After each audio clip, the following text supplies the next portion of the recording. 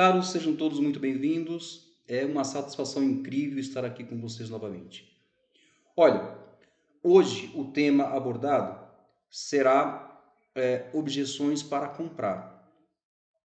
Primeiramente, antes de entrar nesse tema, gostaria muito de pedir a sua gentileza de que você compartilhe esse vídeo nas suas redes sociais, com seus amigos, com as pessoas que você julgar relevante esse tema. Mas quando falamos em objeções para comprar, note que esse tema, ele é um tema que ele é muito usual, né? E ele é muito usual por quê?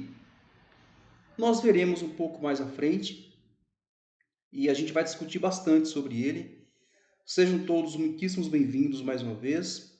Já de antemão peço aí que você coloque aquele like bacana, né, para que a gente possa ter a condição aí de estar produzindo mais vídeos para vocês, vídeos que são relevantes, porque se não tiver um like aí o pessoal acaba enterrando os vídeos e aí não faz sentido a gente ter continuidade, tá bom?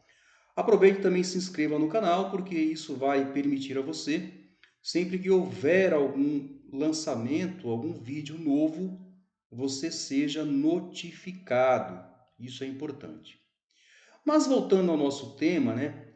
Objeções para comprar, né? Observe que em todos os segmentos, né? Essa é uma prática muito comum, né? Quando alguém cria essa objeção, cria essa barreira, né? Qual que é a principal leitura que se deve fazer quando é criada uma objeção?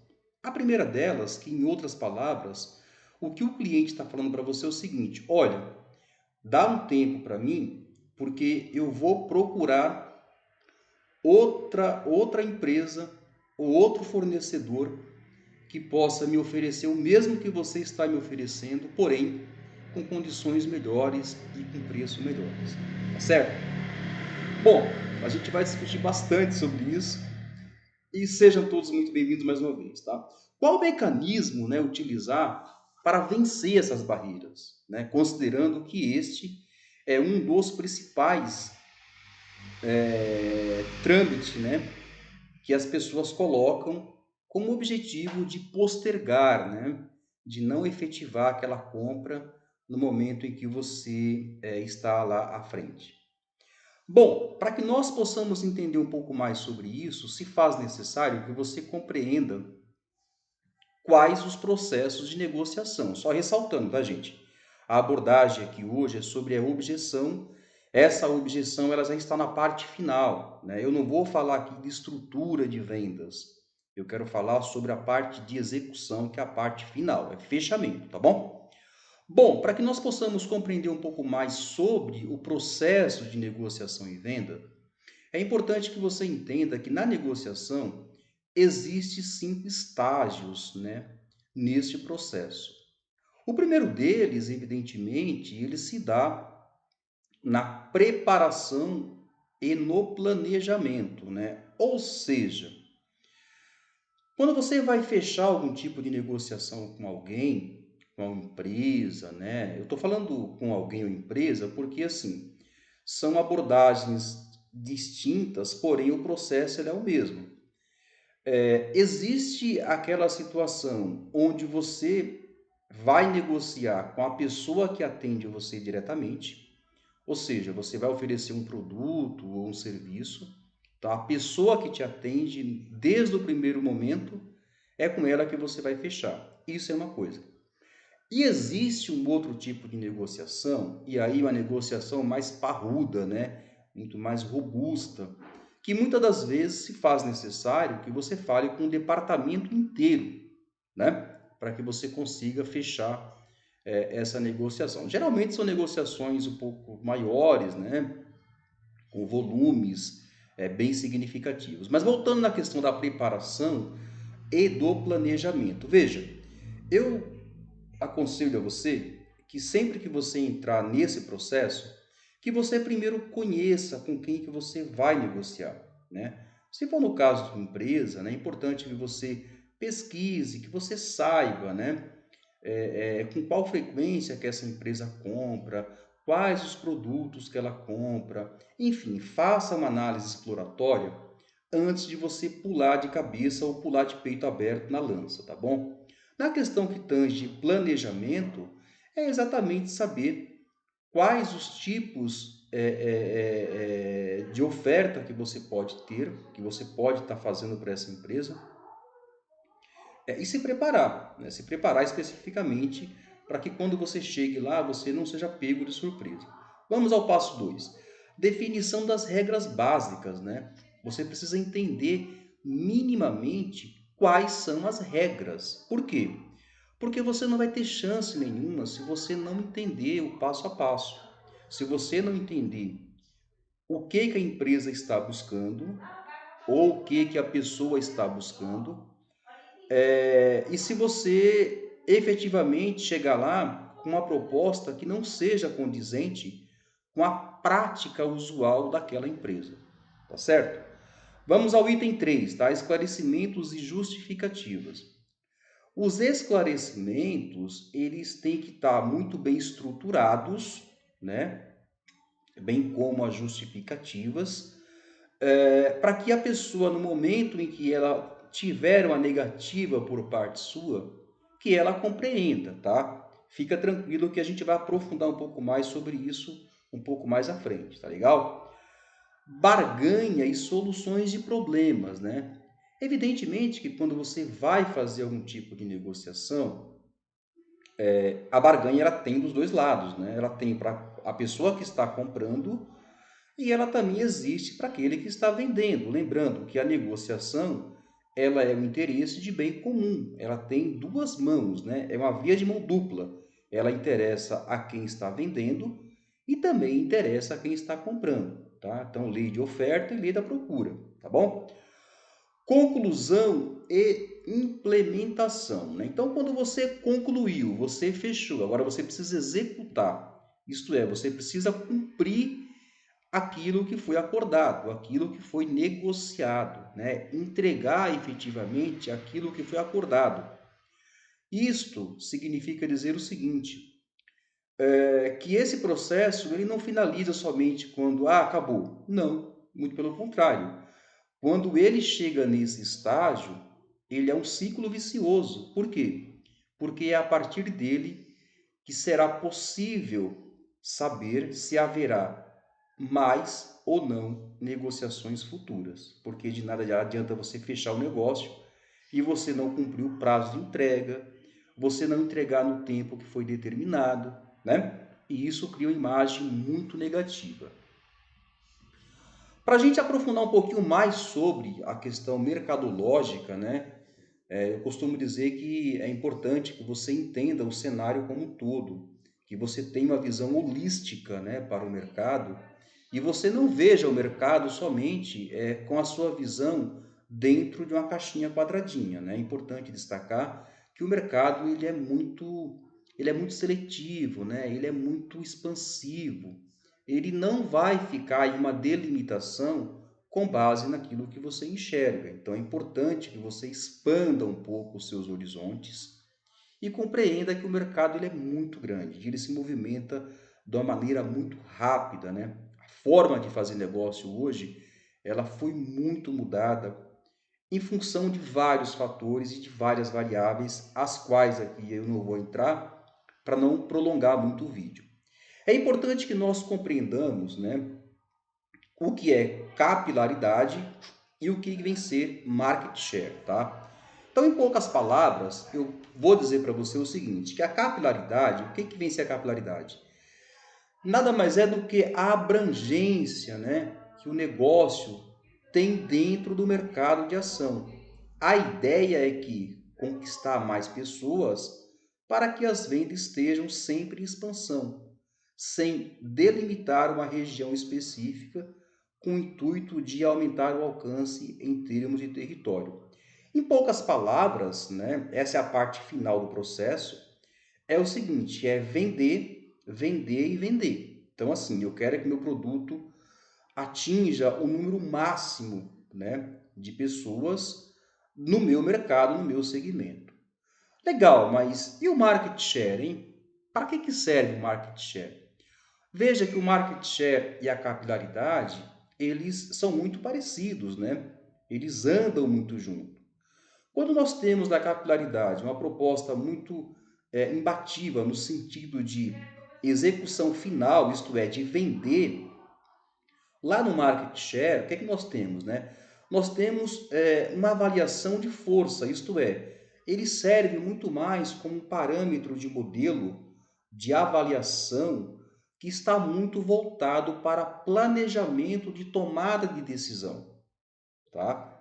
Então, na realidade, se eu for colocar na hierarquia, o market share viria primeiro e a capilaridade ela seria a complementação desse market share. Ficou claro? Tudo bem? Tá tranquilo? Confundi um pouco aí, não? Né? Mas não tem problema, tá? A gente consegue desenrolar, tá certo? Muito bem. Agora, para que nós possamos entrar nesse mundo das negociações, né, entender como que as relações se dão na questão dos negócios, se faz necessário que nós também entendamos, né, as características humanas, né? E você já vai entender o porquê, né? Observe que a característica humana, ela é responsável por nossas atitudes, ela é responsável pelos nossos hábitos e é através dela que nós conseguimos fazer a nossa relação, né? Olha que interessante. Alguns atores definem que temos entre 7 e 9 tipos de características, né? No entanto, existe 4 que são as mais predominantes, né? E quais são, hein? Olha só, são elas, né? Nós temos as pessoas com características de comunicadores, né? São os comunicadores, as pessoas são bem comunicativas. Nós temos as pessoas que são mais planejadores, nós temos os executores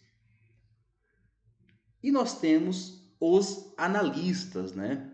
Veja que essas 4 características aqui, muito embora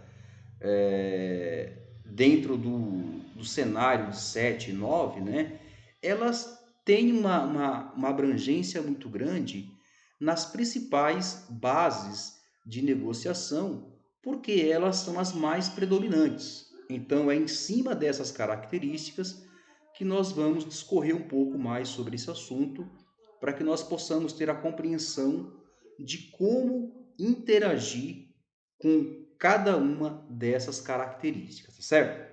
Tudo bem? Muito bem. Então, quando nós falamos aqui, ó, nos comunicadores, tá? Então a gente vai destacar aqui a característica de pessoa com esta personalidade, tá? Em linhas gerais, são pessoas extrovertidas, são falantes, são adaptáveis e são ativas, muito ativas, né? E do que as pessoas gostam em linhas gerais, hein? Olha só, falta de rotina, autonomia e trabalho em equipe. Exatamente. Estas são as características, né, do que essas pessoas gostam, né? Muito bem.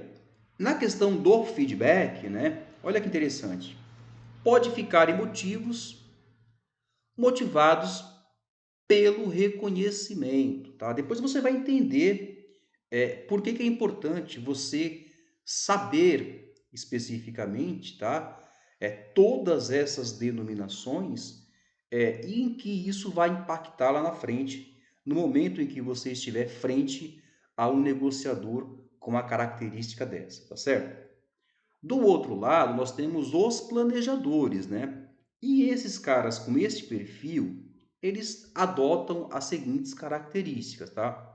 São calmos, prudentes e têm muito autocontrole, né? E do que eles gostam, hein?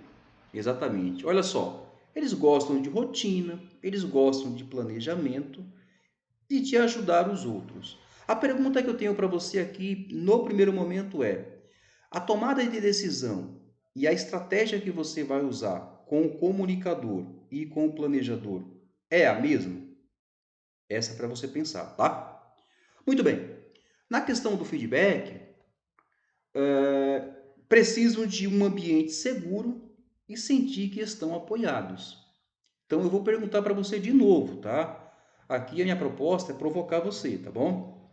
Então assim, na sua tomada de decisão, na sua estratégia de atender uma pessoa com essa característica, ela se aplica exatamente a mesma estratégia entre o comunicador e o planejador? Observe que eles são totalmente antagônicos, isto é, eles são totalmente contrários, né?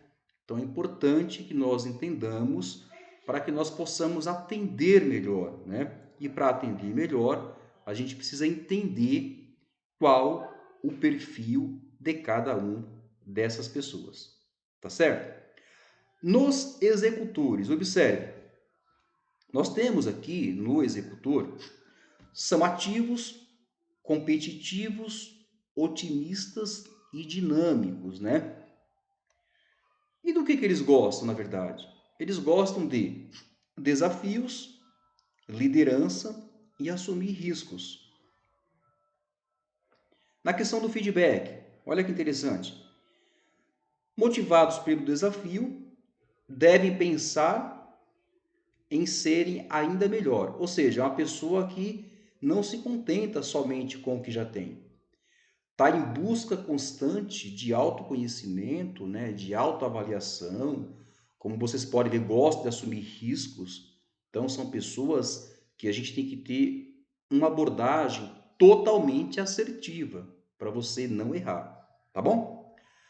Na questão aqui dos analistas, né, o que eles apresentam aqui de característica, né?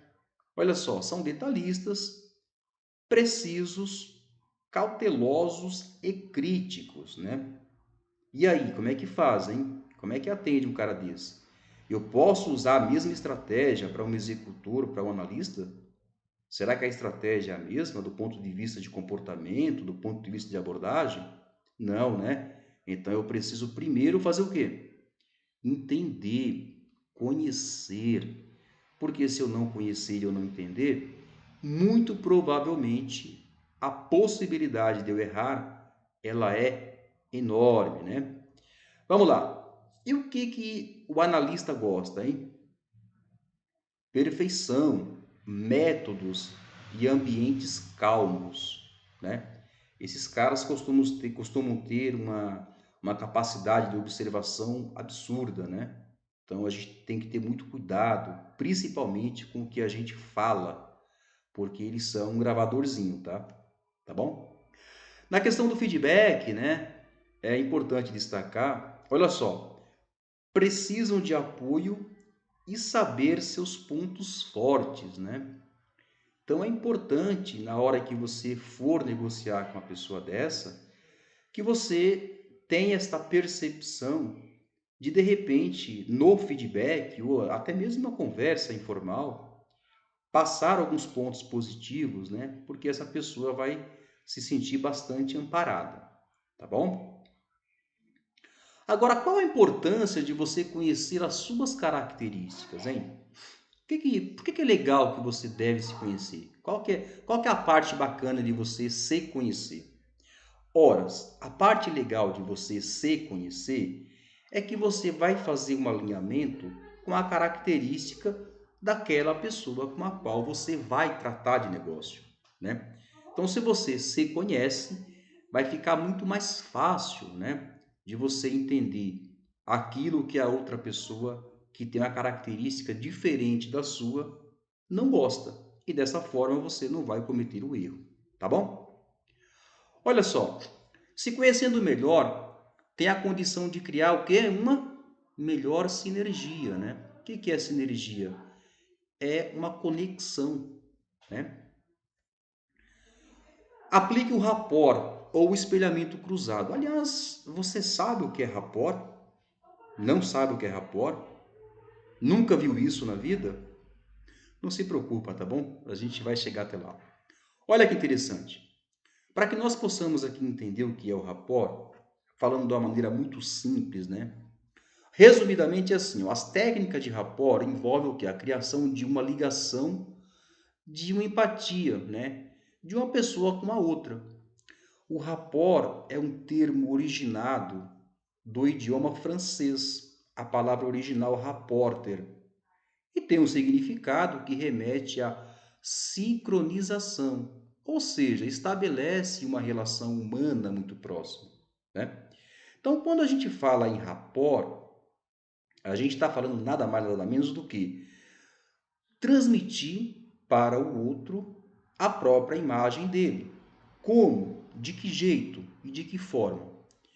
É possível fazer rapport de várias maneiras, tá? Mas eu vou apenas abordar aqui dois temas que eu acho que estão muito mais próximos para a gente entender de uma maneira mais objetiva. Você pode fazer o rapport na fala, ou seja, falando de uma maneira muito próxima daquilo que a outra pessoa fala. Você pode fazer rapport na respiração, quando você sincroniza a sua forma de respirar com a outra pessoa está respirando. É importante destacar, gente, que quem inventou isso não sou eu, tá bom? Essa aqui é uma originária da psicologia e vender hoje a gente tem que ser especialista, né? A gente precisa entender como que funciona a cabeça humana, né? E quais são os comportamentos, né? Então, voltando à questão do rapport, né? Além da questão da respiração, a mais usual, né, que se tem, são as posturas corporais, né? O nosso corpo, ele é um transmissor ambulante, né? Ele fala muito, fala mais do que a nossa fala, inclusive. Desculpa a redundância, tá? Mas ele é literalmente um cagueta, né? Um cagueta daquilo que a gente está pensando, né? Ele transmite muito mais informação do que a nossa própria voz, né? Isso é importante destacar. Na questão do rapport, observe aqui na imagem abaixo, né? Um espelhamento cruzado, né? Observe que as mãos aqui estão na mesma posição, muito embora seja com os lados dos corpos diferentes, né? Mas o objetivo disso é o seguinte, é de um falar para o outro, tá? Nesse caso aqui eu quero entender que o da esquerda está falando para o Obama o seguinte, olha, eu sou igual a você, tá? Tamo juntos, tá bom? Aqui do outro lado, observe também que nós temos uma postura corporal muito alinhada, né? O posicionamento aqui da cabeça dos dois, o olhar olho a olho, o aperto de mão fraterno, né? Com firmeza. Na outra foto aqui ao lado, né, nós temos, nesse caso, a leitura que dá para fazer é que o que está com as mãos fechadas, né, seria o comprador, né, só para a gente fazer um paralelo com o nosso caso aqui, que é comercial. E as mãos que está sobre as mãos da pessoa que está com a mão fechada, seria no caso da pessoa que está vendendo esse produto. Ela está falando o seguinte: olha, eu tô com você, nós estamos juntos, você não está sozinho, tá? Então esse é o apoio, né? Para concluir aqui, nós temos no canto aqui inferior direito, nós temos aqui várias imagens onde elas demonstram, né, de maneira muito significativa várias formas de se praticar o rapport. Agora é importante destacar que quando você for fazer o rapport, né, diante ao comprador, é importante que você, se for um comprador profissional, isto é, um cara de uma empresa que tenha essa prática diária, esses caras, eles são treinados, né? E eles sabem exatamente, né, de todas essas técnicas. Então, o meu conselho para você é, se você for fazer isso, faça isso de uma maneira muito sucinta, né? Não dê muito na cara. E se você for fazer, faça sempre do lado oposto, né? Nunca faça do mesmo lado. Porque se você fizer do mesmo lado, vai ficar muito escrachado, né? Ele vai perceber na hora que você está usando a técnica, né? Não que você não pode fazer, claro que você pode fazer. Mas esses caras são treinados para isso também, né? Então faça de uma maneira muito tranquila, sabe?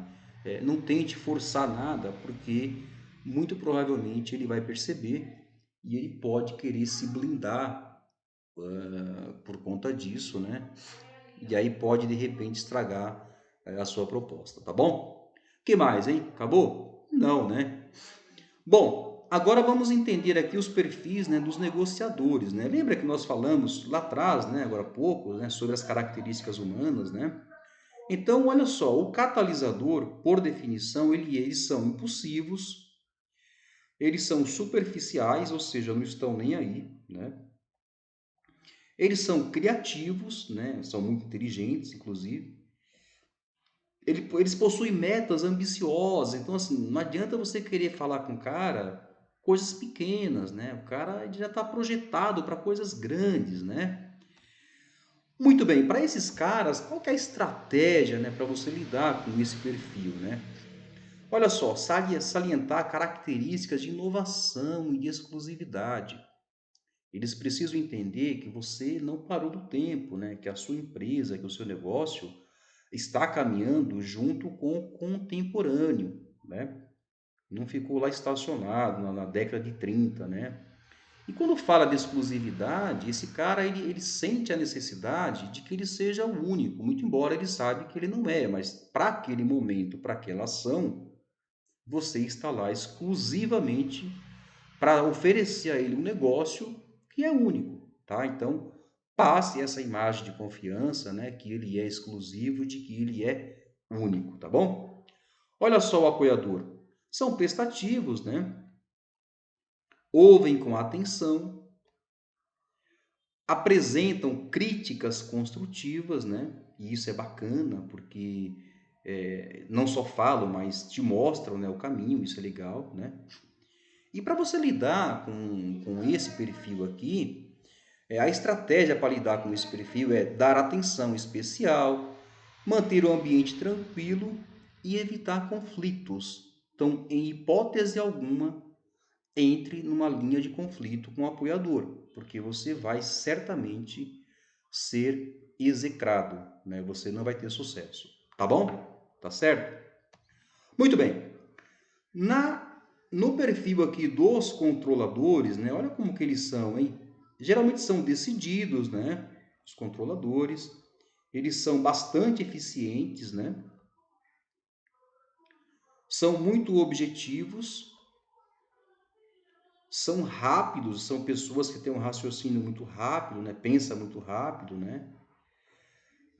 E gostam de assumir riscos calculados, né? Então é importante aí que você tenha essa consciência, tá certo? E a estratégia para lidar com esse perfil é o que? É cumprir metas no prazo e resultados. Então você tem que ser o que? Eficiente. Esses caras, eles operam pelo lado lógico. Não adianta você ir com emoção para cima dele, porque não vai funcionar. Se ele falar que um é um, acabou, né? Não tem 1,1, 1,2, não. Se você marcou com ele 10 horas, chegue sempre 5, 10 para as 10. Não atrase. Atrasou, você está fora. É assim que eles reagem, é assim que eles são, tá? Vamos então aqui para os analíticos, né? Olha que interessante. Os analíticos, em linhas gerais, eles costumam ser muito sérios, né? Analisa os problemas em sua profundidade. Então, assim, eles não ficam somente na superfície. Eles são pessoas que têm uma capacidade cognitiva absurda, né? E para lidar com esse tipo de pessoas, assim, né? Você tem uma estratégia muito bem definida. Olha só, apresentar detalhes minuciosos e evitar tensão durante todo o processo de negociação. Então, de novo, né? Não bata de frente com o analítico também, porque você não vai ter sucesso, certamente. Tá legal? Tá tranquilo? Então tá bom. Vamos dar continuidade?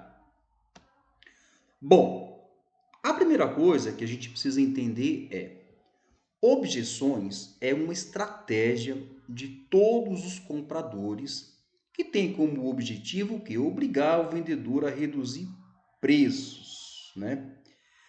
Muito bem, diante a essa situação, né, como se comportar, né? Então você fez todo o trabalho, fez todo aquele processo de vendas, de visita, de apresentação, e aí na parte final, que é para você fechar o negócio, para você sacramentar o negócio, vem as objeções. Por que que acontece isso, né? Então vamos entender o porquê, né? Olha que interessante. A primeira dica é nunca reaja, né? Ah, seu preço está caro. Não reaja. A segunda dica aqui, ó, haja. Como e de que jeito, né? Vamos lá. É evidente que aqui ninguém vai reinventar a roda, tá certo? Essas aplicações que eu estou passando para vocês, não foi eu que defini, tá? Isso, a ciência já trata disso há muito tempo.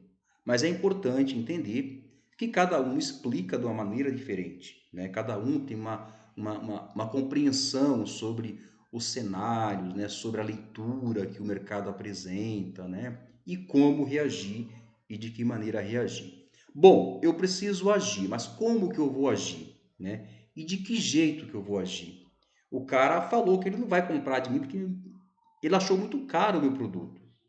Ele achou caro, o prazo não está legal, a qualidade, segundo ele, né, também não está lá essas coisas, etc. e tal. Mas aí como é que a gente faz para a gente neutralizar esse cidadão? Muito bem. Nós vamos fazer o uso aqui da psicologia reversa, né? Que a psicologia reversa tem como objetivo o quê? Colocar a pessoa contra ela mesma. De que forma? Fazendo perguntas, né?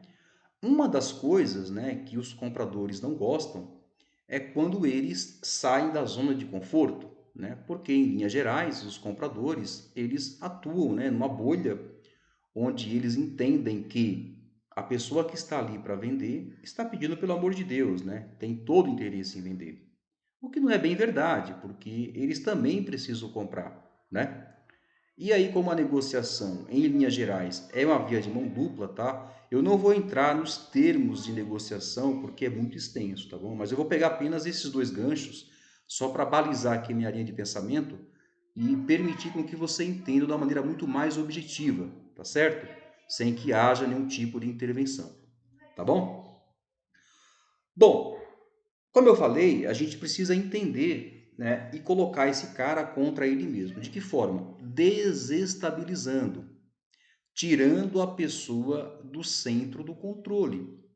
Normalmente, quando a gente negocia, quando a gente vai fazer uma venda, né, geralmente a gente utiliza o ambiente que essa pessoa está, ou seja, ela está no ambiente dela, né, que é o seu habitat natural.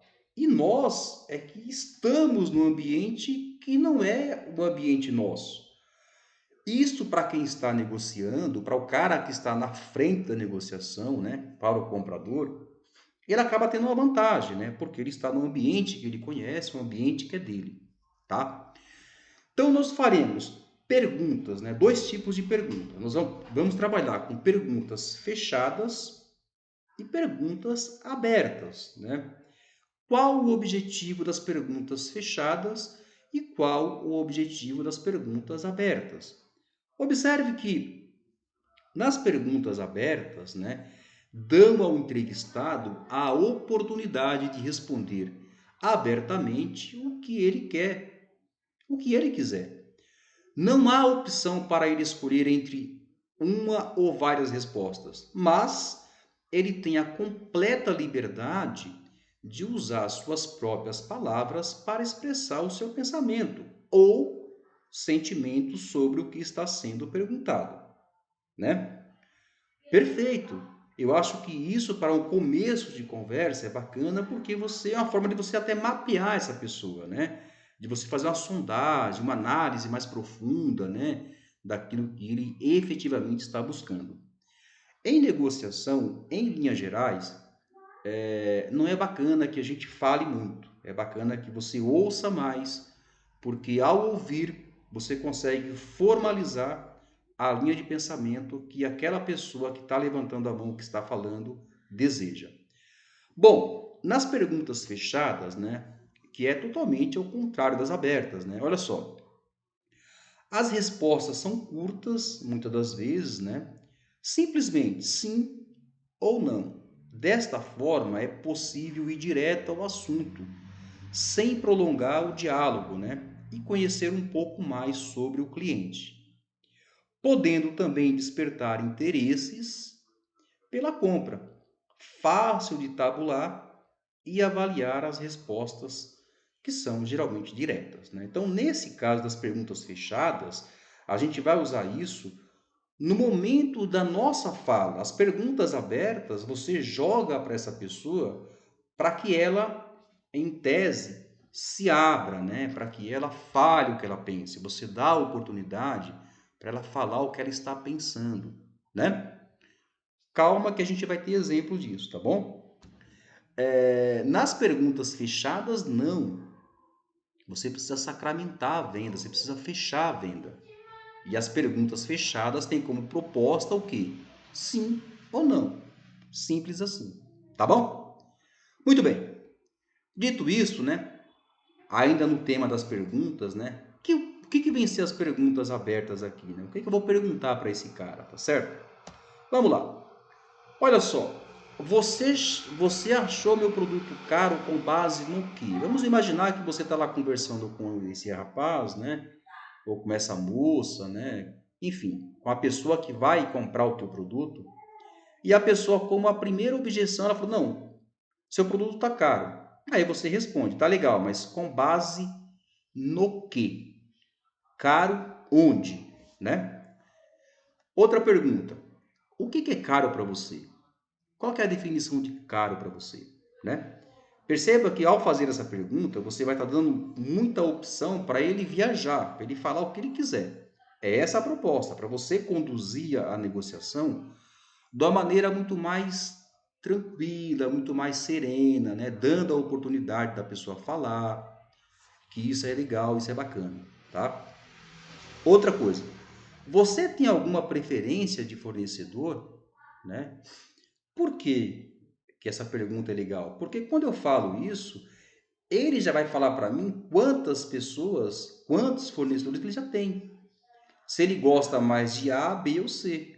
Então, se ele falar que ele tem uma preferência por um determinado fornecedor, significa dizer que ele está costurando já a negociação para aquele fornecedor e que eu tenho que ter alguma diferença, alguma diferenciação diante a esse outro fornecedor que ele já tem, né? Observe que as perguntas elas não são à toa, elas têm um objetivo e objetivos claros, muito bem definidos, né? Muito propostos, né? Na outra aqui, ó, que valor você tinha em mente, né? Vamos hipoteticamente imaginar que a pessoa não sabia, muito embora quando a pessoa entra em um processo, ele já sabe mais ou menos, até porque ele já fez cotação, né? Geralmente ele tem 3 ou 4 empresas que já fornecem, né? Isso aqui vale tanto para produto quanto para serviço, tá, gente? Então, não importa aí se é produto ou se é serviço. Se é tangível ou intangível, isso não importa, tá? Vai entrar no mesmo processo. Bom, a outra pergunta. Quanto você imagina pagar por tal produto ou por tal serviço, né? Evidentemente, o cara já tem essa referência, né? Mas a pergunta, ela é válida, né? Perguntar não ofende, né? Isso é bacana. Até para você sentir como é que tá, né? As referências que ele já tem. Isso é bacana que você saiba. A outra coisa, atualmente você costuma comprar com qual fornecedor? Então, quando ele te responder, já vai dar uma direção também, né? Para que fornecedor que ele está indo. E aí, se você for uma pessoa ligeira, uma pessoa esperta, que eu sei que você evidentemente, né, lembra aquele planejamento que ficou lá no começo da aula? Então, você já deve ter visto quais fornecedores e de quem que esse cara compra, né? O que mais aqui, ó? Além do fator preço, tem algo a mais que impeça de fecharmos? Ou seja, essa pergunta ela é muito capciosa. Por quê? Porque é o momento de você saber se para aquela pessoa ela é uma pessoa somente voltada para preço ou se ela permite algum outro tipo, né, de abordagem, né, como de repente uma relação um pouco mais afetuosa, né, de repente uma linha de ação um pouco mais próxima, né? Então é importante que você saiba disso, tá bom? O que mais, hein? Bom, nas perguntas fechadas, que são aquelas perguntas que em linhas gerais a gente vai para executar, né, para tudo ou nada, então vamos entender quais perguntas que a gente pode fazer para essa pessoa, né? Vamos lá. Você tem outro orçamento? É simples, ele vai responder sim ou não. Não, tem. Não, não tem, tá? Outra pergunta. O seu comparativo considerou os mesmos itens? Sim ou não? É o que ele vai te responder. Certamente ele vai viajar, né? Ele vai falar, não, veja bem, é que lá eu tenho isso, eu tenho mais aquilo, etc e tal, mas o nosso propósito aqui é ir direto ao ponto, né? Perfeito. A qualidade é a mesma, a marca também. Digo isso porque se você for de repente um distribuidor que trabalhe com diversas marcas, né, isso pode acontecer. Se você de repente trabalha com uma única marca, então essa pergunta você exclui, tá? Não faz sentido você perguntar, tá bom? Que mais, hein? Compra esse produto com qual frequência? Sim ou não? Ah, compro sempre. Ah, não compro. Porque se ele comprar sempre, significa dizer que ele tem demanda. Se ele tem demanda, o grau de interesse dele para a aquisição desse produto ele é muito maior. Ah, eu compro uma vez ou outra quando alguém pede, né? Então ele não tem uma demanda tão expressiva.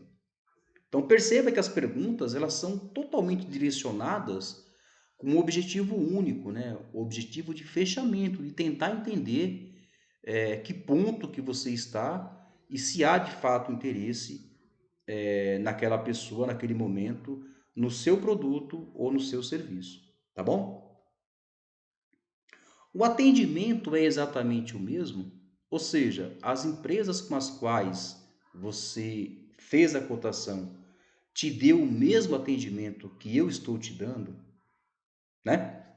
Isso é importante saber. Se eu conseguir aumentar o prazo, fecha comigo hoje, ou seja, vamos hipoteticamente imaginar que a pessoa enroscou pela questão do preço.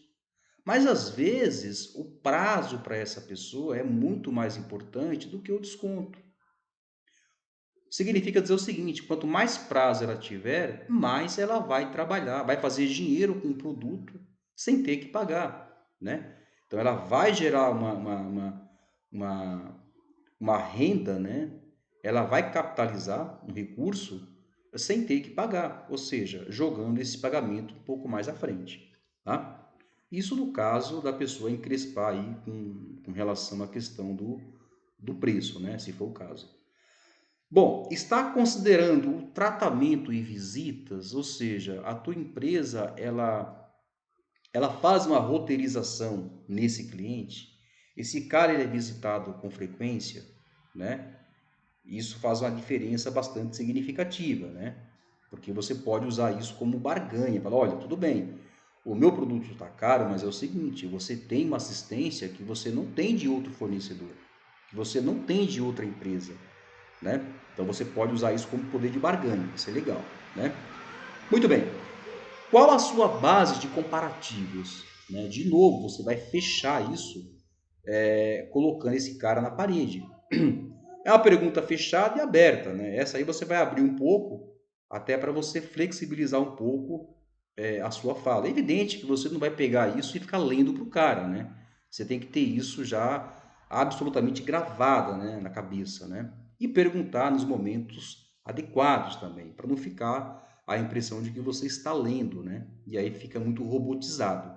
Lembre-se, a negociação ela é de ordem objetiva, ela se debruça em fatos objetivos, mas ela precisa também ser humanizada, tá? Hoje, o relacionamento, ele é fora do comum, tá? Eu diria a você que ele tem uma importância muito significativa, e a gente viu nos vídeos anteriores aí, né? O quanto que é importante essa relação, tá bom? O que mais? Quando você decide comprar algo, o preço é a única coisa que leva em consideração? Se ele falar sim, esquece. Parte para outra estratégia, porque aí se o seu preço for muito diferente do que o que ele já tem em mãos, você vai ficar lá o dia inteiro, uma semana e não vai conseguir resolver. É melhor que você adote uma outra estratégia, para que você não fique perdendo tempo e não conseguindo fazer o fechamento que você de fato precisa. Tá bom?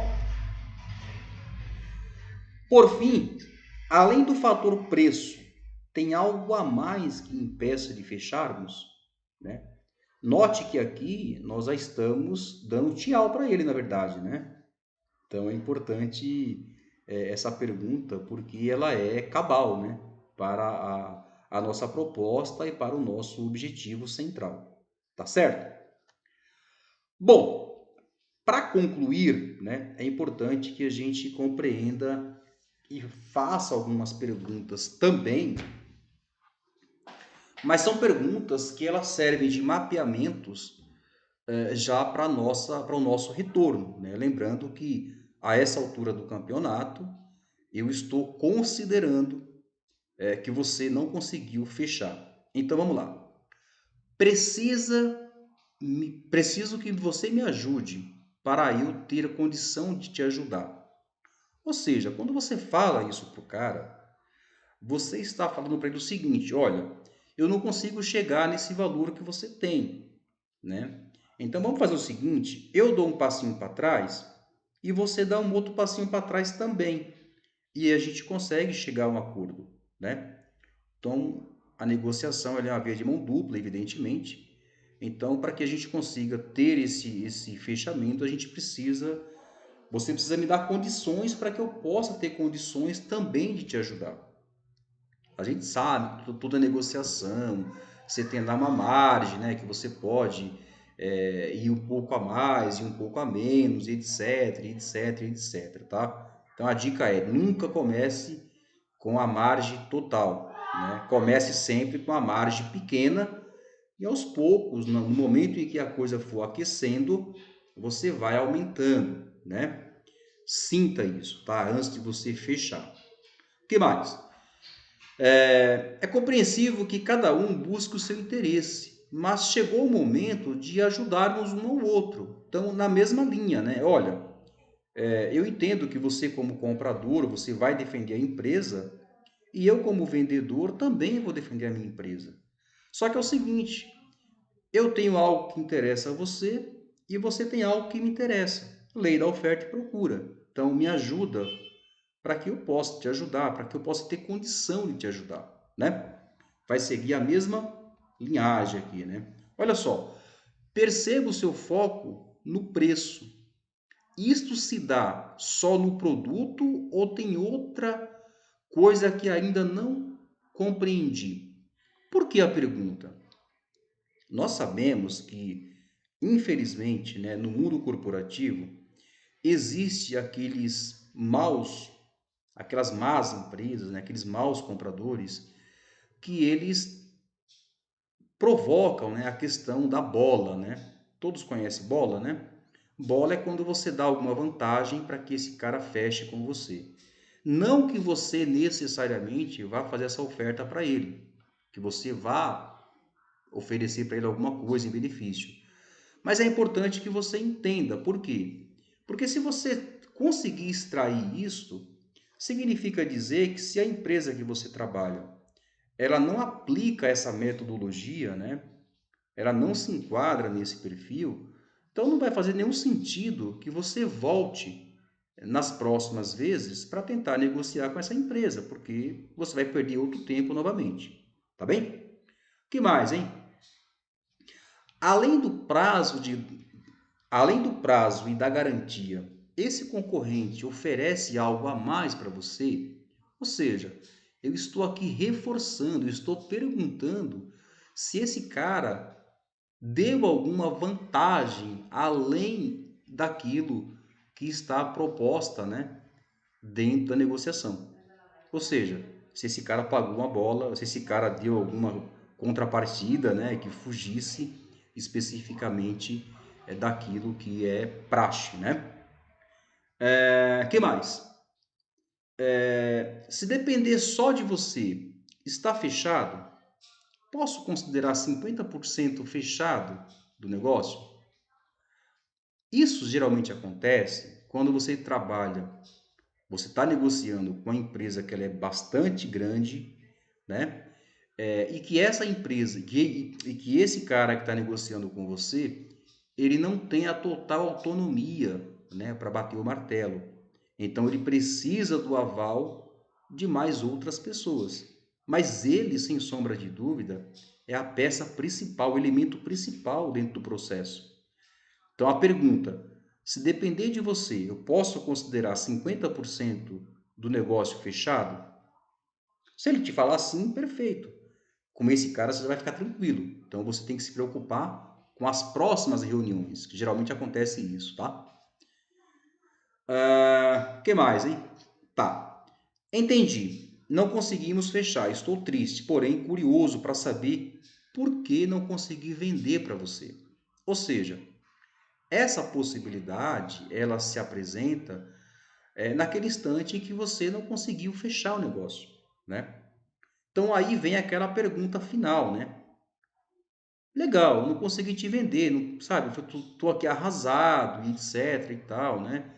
Mas por que que eu não consegui te vender? Muito embora você saiba, mas é de fundamental importância que essa pessoa fale para você o porquê que você não conseguiu.